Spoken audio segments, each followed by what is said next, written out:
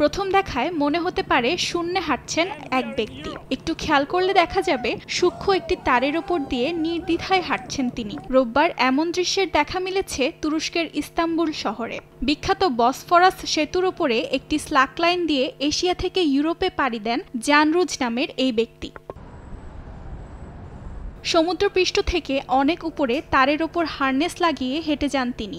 অনুভূতি জানাতে গিয়ে রুজ বলেন, শুধুমাত্র সামনের দিকে তার প্রতিটি পদক্ষেপের ওপর লক্ষ্য স্থির রেখে অসাধ্য এই কাজটির জন্য মনোনিবেশ করেছিলেন।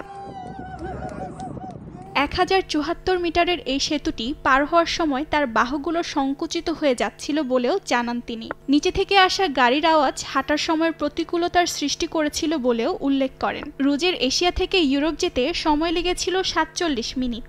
ওপর থেকে তুরস্কের পুরনো শহরগুলোর সঙ্গে ইস্তানবুলের প্রাকৃতিক সৌন্দর্য উপভোগ করেছিলেন বলে জানান রুজ।